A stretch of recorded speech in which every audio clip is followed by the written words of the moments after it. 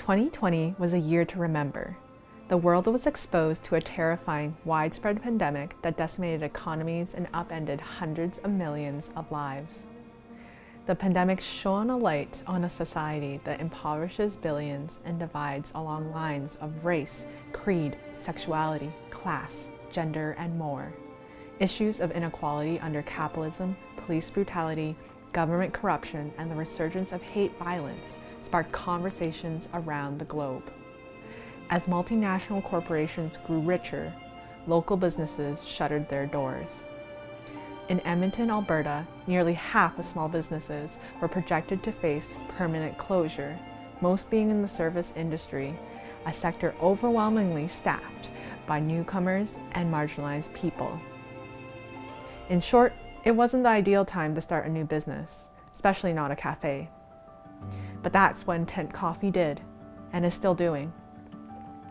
Started by Mavi Tolentino and Reika Herradura, two broke, young Filipinx queers, they're building a space for queer people of color. Intent is investing in and uplifting racialized and marginalized folks in Edmonton, traditionally known as a Misquachi, all the while advancing a more equitable, sustainable, and inclusive coffee industry, and facing the challenges of a global pandemic.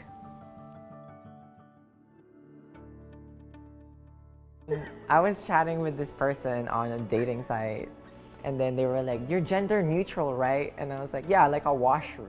Hi, my name is Mavi. I use they, them pronouns. Those are my correct pronouns.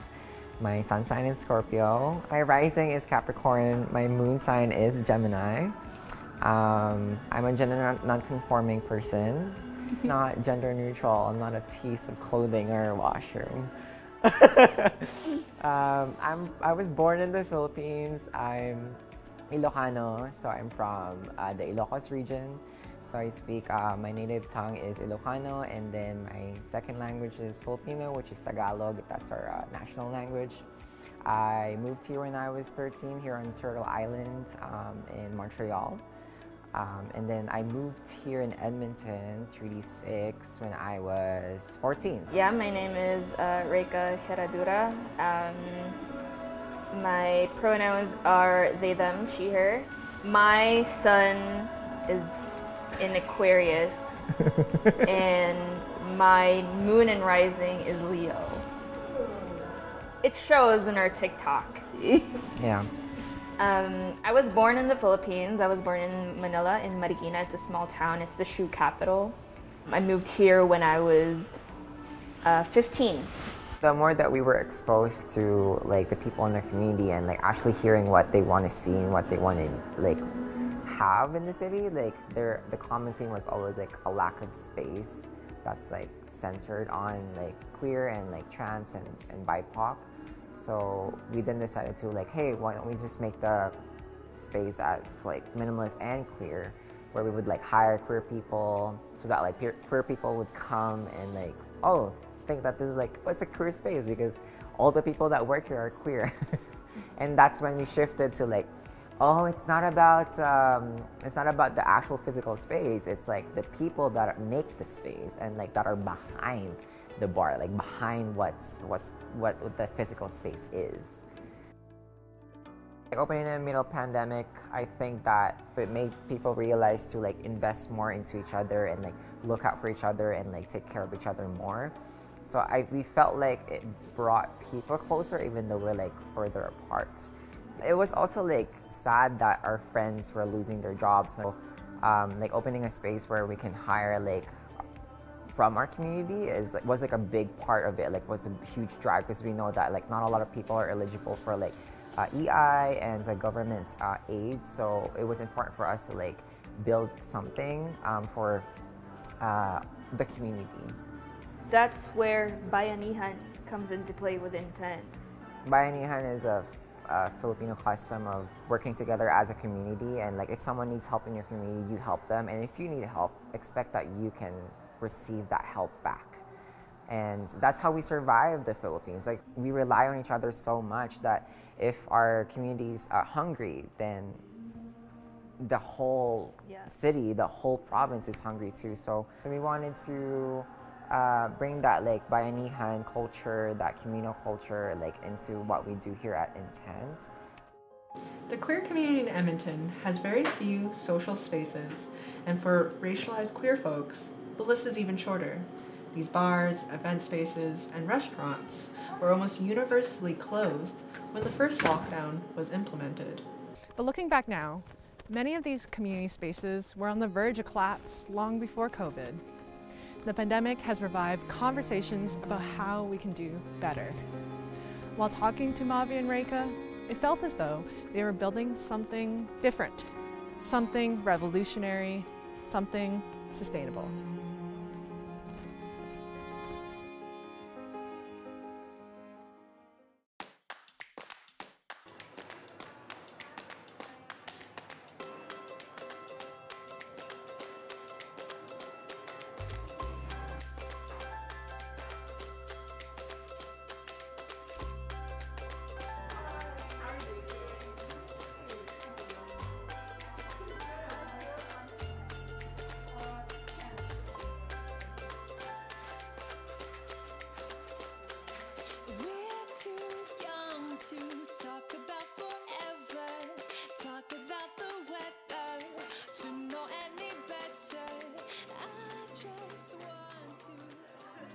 We're not just like a Filipino coffee shop. Like, of course, a big part of it is Filipino, but we also have other like non-Filipino folks in the team, and then you can also see that reflected in like the people that come here, because people are drawn to spaces because not what they like sell, but like who's behind it. Like, who do I see myself represented? Am I welcome there? Because you feel welcome if you feel like you are represented. The profit share, it started during Black History Month. We wanted to do something that's like, what does equity look like? What does being in solidarity in like a tangible form as a business that's generating profits look like? So it was like, okay, we actually need to give money, like invest like in a physical, tangible way. Initially, the thought was like, we're only gonna do it for like Black History Month, and then the community was like, I don't think that's sustainable, and like we don't think that is like, it's more of a donation than like a form of like solidarity, because solidarity needs to be sustainable and you want to last long term for that action.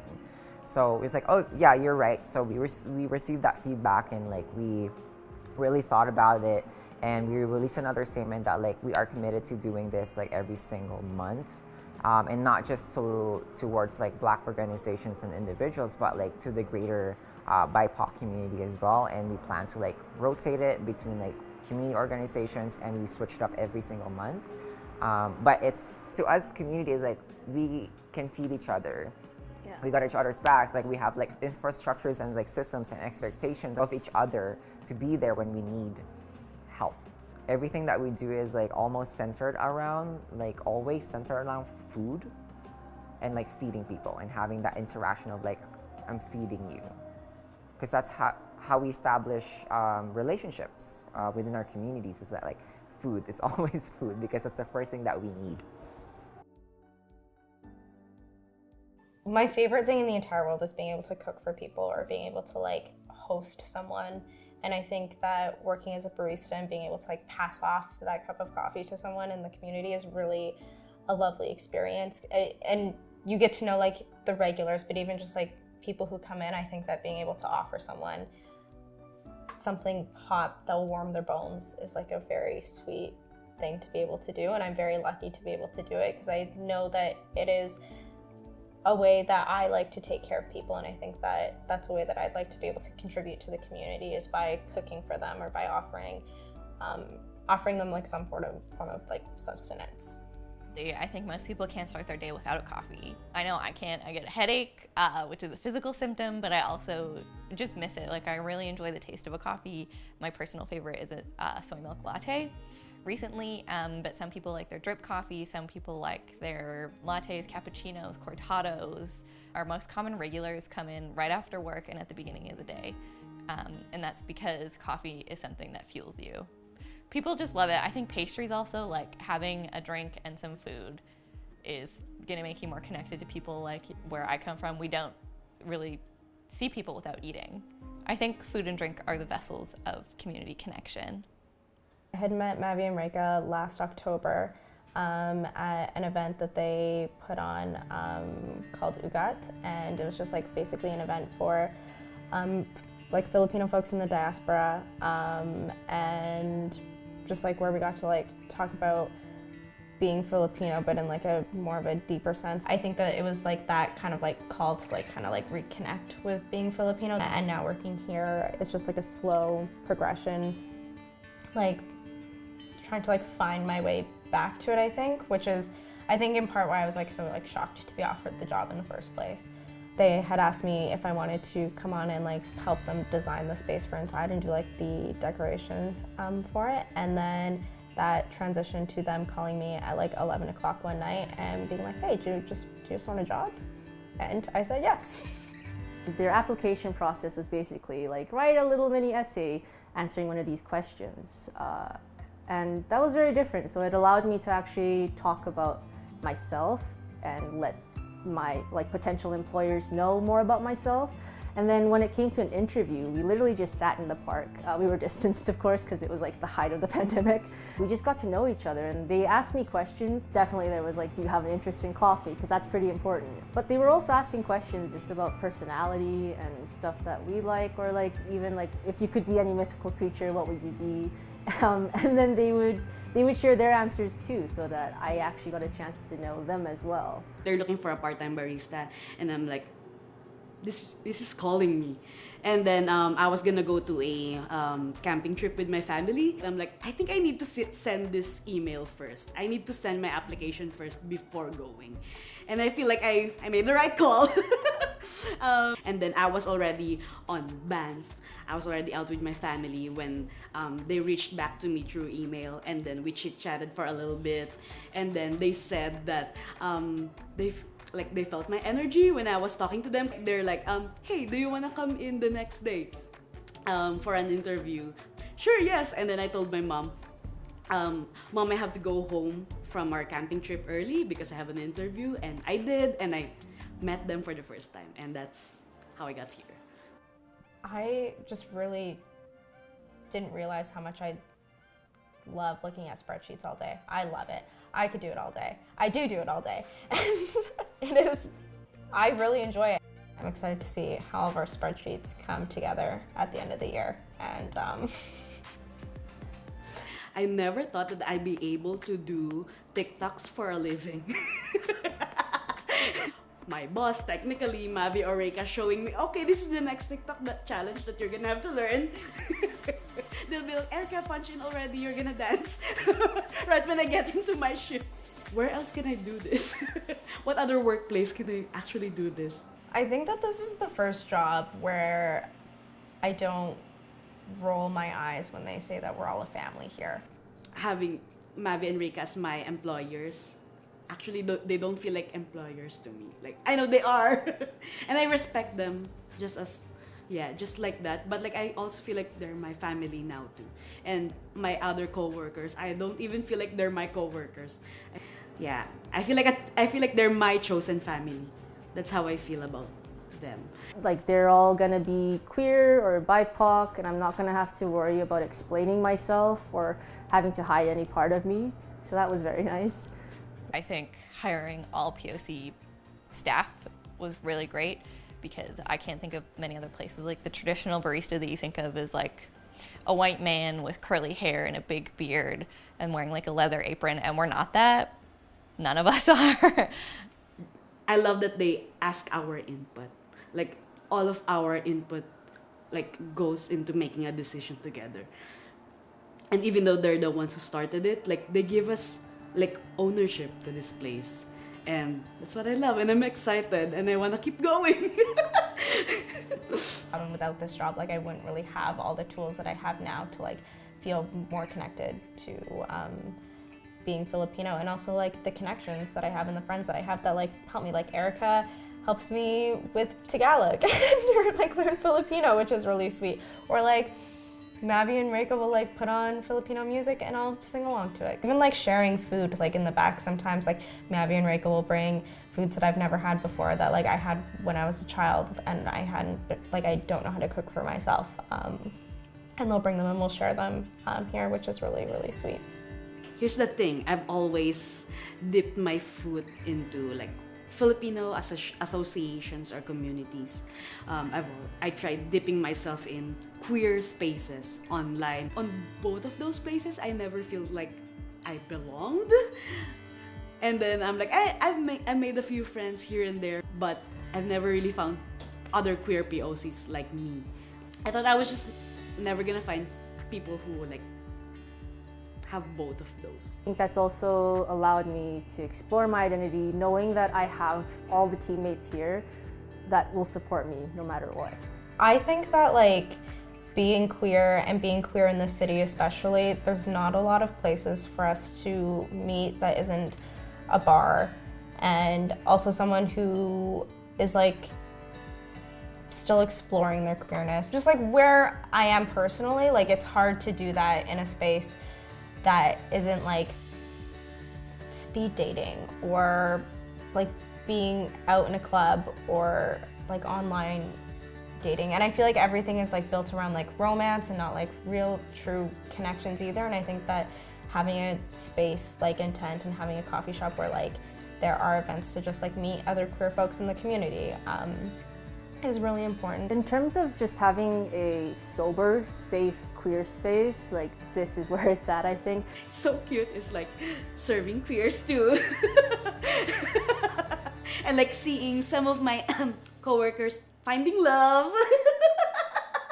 I'm just happy seeing people find queer love. Sometimes I'm even like making a latte and then someone was like waiting for their latte and then there was another queer person waiting for their latte and they started chatting up and I'm like, should I make the latte longer? So I'm like, those are the best parts. Like, I don't have to explain myself. They don't have to explain themselves. They can feel safe. They can feel comfortable. They can do whatever they want. They can feel like it's home. The community that supports us is amazing, and they've shown up for us so many times. A lot of them contribute to our Bayanihan Fund, which is the pay it forward fund basically. Anyone who can't afford a snack or a drink, they just tell us and we can give it to them. If we are ever in financial need, we can make an Instagram post and then we have lines out the door selling more than we have in one day. And that's really different. And also the transparency of financials. That most places, you don't know how much they make, but at Intent, you could walk up to us and we could just tell you how much we make in a day. And usually it's not that much. We started working here in the pandemic, but it has continued. And I think it unified us to a different level because we had a close contact scare a little while ago where we had to isolate for a few weeks, and that was definitely anxiety inducing. But I think more than not, it's just like a fun place to be. Like, my coworkers and I are always laughing. We're always looking at each other's Tinder profiles. We're always, like, it feels like we're more friends than coworkers. We all had to isolate together. We would have like group chat calls. One of my coworkers, Erica, did like a little workout session for us when we were in isolation. I think working as a startup, especially a startup in a pandemic, is very challenging sometimes. Like, we honestly don't know like how our month is gonna go, or we don't know like if we're going to like get everything that we need for that month in order to like pay our rent. And like paying our staff always comes first and foremost, and that's the most important thing. But like it's hard to tell like what other expenses we might fall back on that month. And I'm not saying that it wouldn't be that way if we didn't open during a pandemic, but I don't think it makes it any easier to keep the business like alive and afloat. And we are doing our best, and like we see so much support from the community, which is every single time like we get a little bit of something from the community, whether it's like someone who wants to like sell their stuff here and donate the profits to us, or even like donating like plants to us, or like little things like that. Like it hits hard. Like we really appreciate every little thing that we get.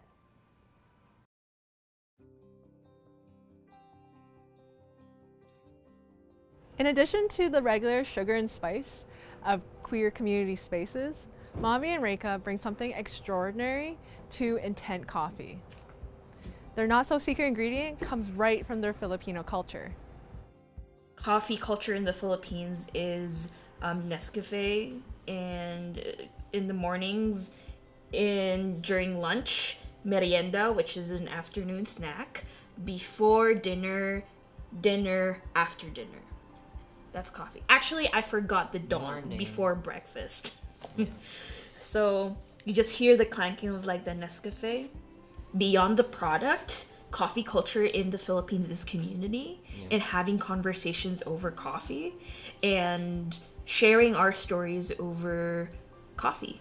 We start off our days with coffee. Our grandparents would make their own coffee, and that clinking sound and like the cooking in the kitchen would wake the rest of the family up. From like the house, it expands to the neighbors, and then the community comes in. And sometimes like there's so many people in your house that let's play cards. Yeah. So like activities would happen, chismes, like gossip would happen. There's also like I have a lot of memories of like cigarettes and coffee, like all like the men and my family like smoke together, and like it's just like the community coming together through food and coffee because of like the aroma and like just the act of like sharing what you have. That's what coffee culture means to us. Connecting the coffee culture that I grew up in versus the coffee culture that I was exposed to here, it's a stark contrast. Like, yes, we did not have like the quality product, but we had the quality conversations. Yes, we were drinking Nescafe, but it also got us talking and got us through like the typhoon. So like we want to transform how we see coffee, like that it's not just a commodity, it can be a conduit for fostering relationships and fostering community.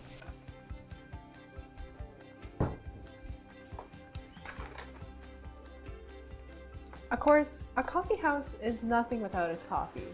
With the current restrictions on consuming drinks in stores, I thought I'd bring some home and try my hand at being my own barista.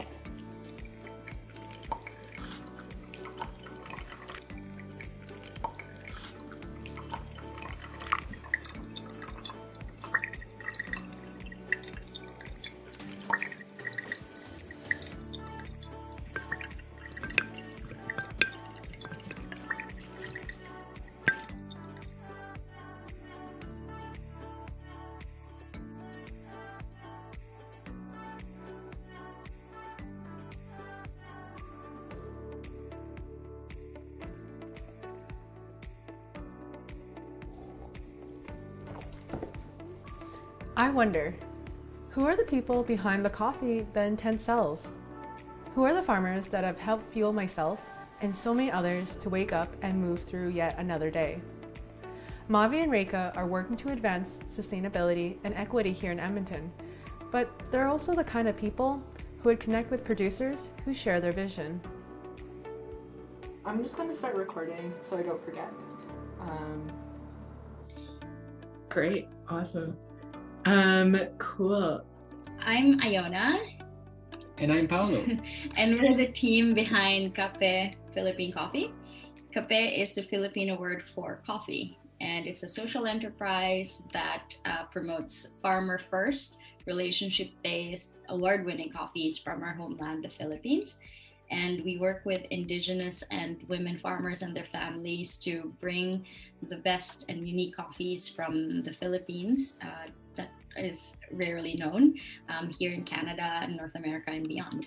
In our work with Kape and in our connections with Indigenous and women farmers and their families in the Philippines, we're hoping to shift the conversation and reclaim that. Like, even though it was used as something that colonized the community and as a commodity to take advantage of people, like, we're reclaiming it to help build sustainability, to help build livelihoods that are meaningful, and to help shape.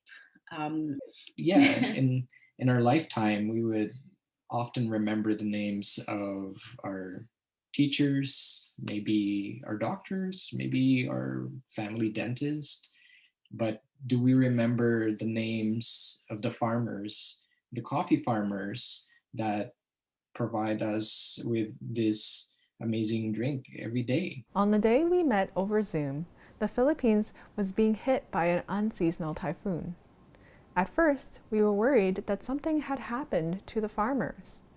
But after an hour of uncertainty, they finally joined us. They had driven to the next town to find internet just to talk to us. But yay! Yes, they're here. I'm so excited. Hi, Ate Marie. Hi. Good morning, Mom. Wow. Kumusta po? Okay lang. Yay! Yay! Alex, I'd like to introduce you, and it's our honor to introduce you to the coffee farmers, Marivic Dubria there, and Maria Luz Dubria. Thank you so much for joining me and taking the time out of your day to talk. Hello. I can only say kumusta. We want to include your story in this film because we want consumers and people who watch this movie to know where their coffee is from. Ate Marvic, Ate Maria Luz, your coffee is being served at that coffee shop, Intent Coffee. Wow. Yeah, so it Thank comes you. from the Philippines. We roast it here in Vancouver, and then we send them over to Mavi and Rega at Intent Coffee. We're actually having your coffee right now. Yeah, it's been so hard because we are just focusing on vegetable farming, and always there's a fluctuate of price. So we cannot have a sustainable price for the vegetables, not like the coffee. So it's very hard. The life before is so hard because we only just relying on the vegetable traders in our community. So just like it's so hard. So when we switch into coffee farming, we are thinking that we live our life from hard, because even it's so hard to process quality beans, but it's worth it because the price is high, and then we're not worrying for the food and the school for our children. By planting coffee, they are the ones to actually command the price, right? So it's what Ayana said, reclaiming control, reclaiming and putting power to the farmers rather than the power to the traders, right? Yeah. I think that's really symbolic. And so I see that you typed that shifting the specialty coffee has helped them command a better price for their produce. So what's the difference between commodity coffee and specialty coffee? Commodities coffee, it's a very low quality because we just that's a traditional way of coffee processing. Before we just put in the tarp or in the land, dry it in the land. But in the specialty coffee, we have to care the cherries from planting until the harvesting, and then until the processing. We need to care for it so that it will become a specialty coffee. So if it is been graded by the coppers or Q graders and decided it becomes a specialty coffee, so we can command the price. And then in the commodities coffee, we cannot ask a high price for the commodities coffee. Right. Now that Ate Marivic has seen so much value in this coffee, it creates this positive circle that if they take care of the land, if they take care of the trees, if they take care of the sorting and just put quality in there, that value eventually grows into something that is now symbolic of growth of their power, that they can actually command the price this time, right? They employed people from the community there so that they can come together. And then when they come together, that's very symbolic of solidarity. That is symbolic of collectiveness, that no one is to be left behind, and that together that they can prove, not just even prove that theirs are better, but they can really showcase and highlight that being together is the best way to go and to do this. Right? The wonderful part about this is that coffee is a celebration of both the farmers, the roasters, and the baristas. And we're passionate about bringing this amazing thing. It's an art. It's a collage of, you know, science, art, society, people, struggles, intersectionalities, colonialism, stories of diaspora in that one cup, right? So it's that universe in that one cup.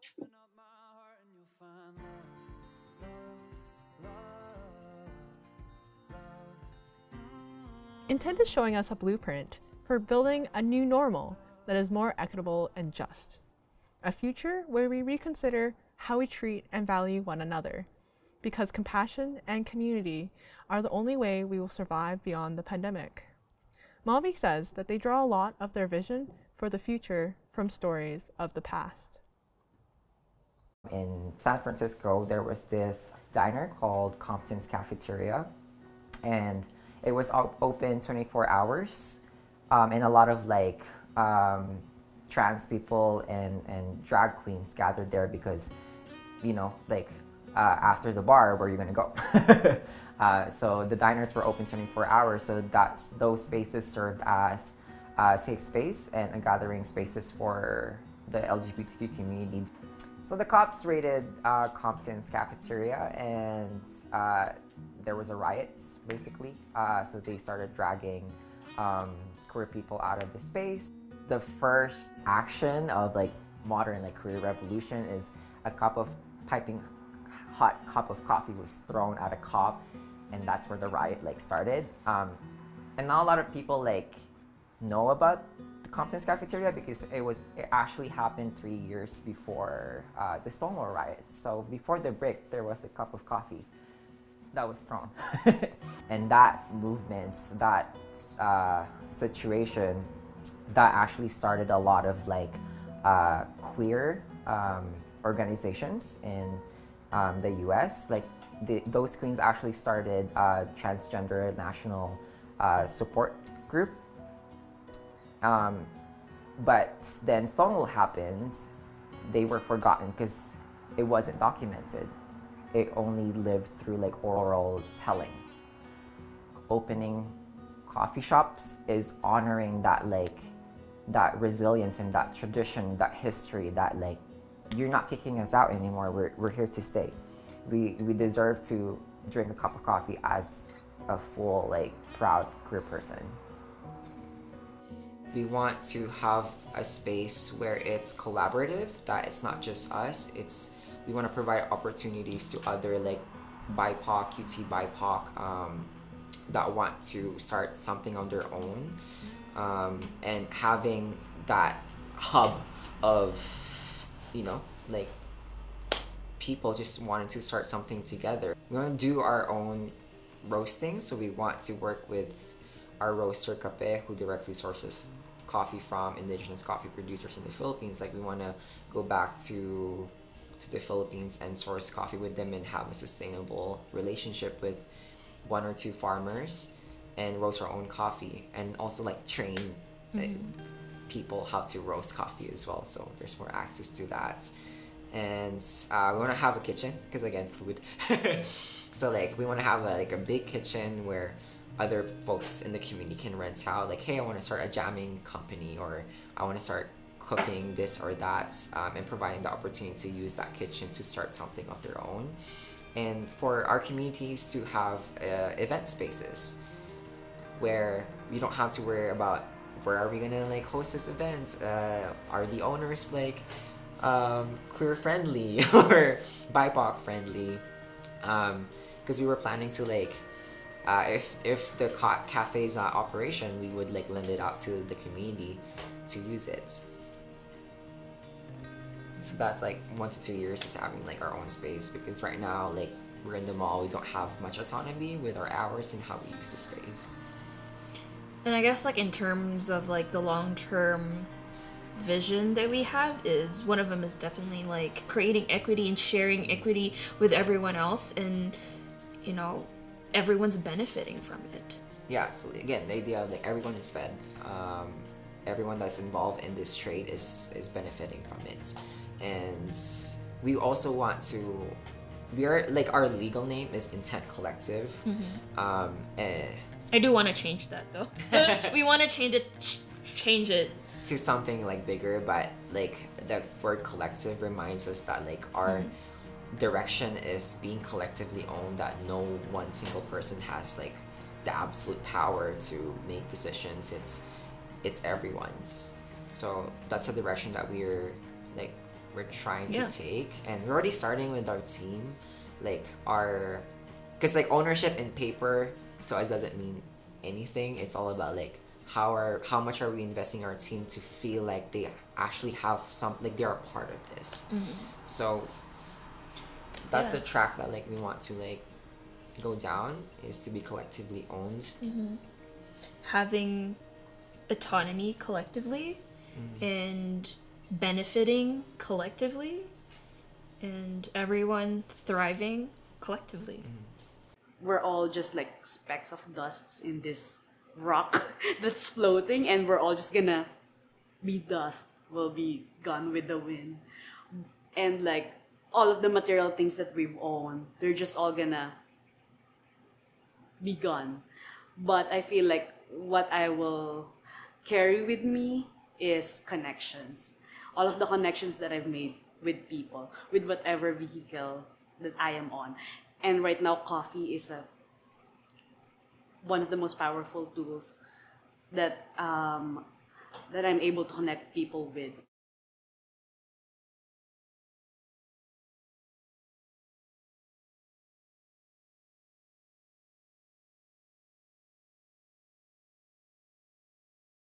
We moved the needle. Like, we just need one person, like, to make an impact to one person's life other than ours. And if someone, like, if a Filipino kid or like a queer kid like heard our story and like knew of our existence, they'd be like, oh, it is possible.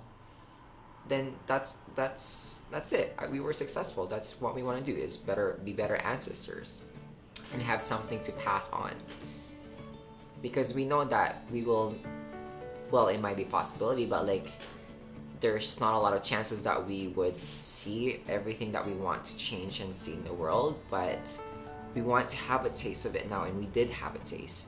And someone other than us had a taste of the world that we want to live in.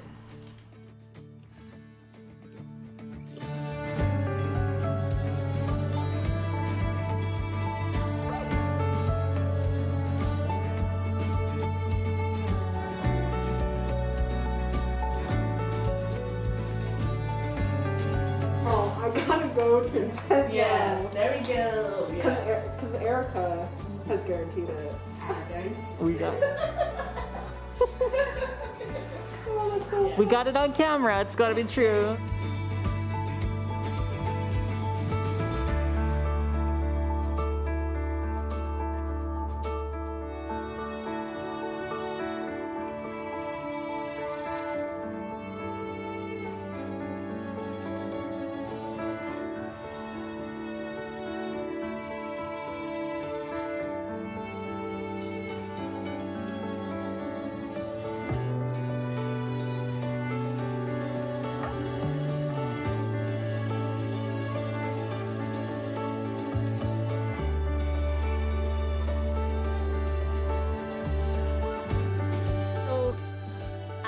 the coffee queen. Yes. They call coffee queen because I win 3 times in Philippine coffee competition last 2018, 2019, and still the champion.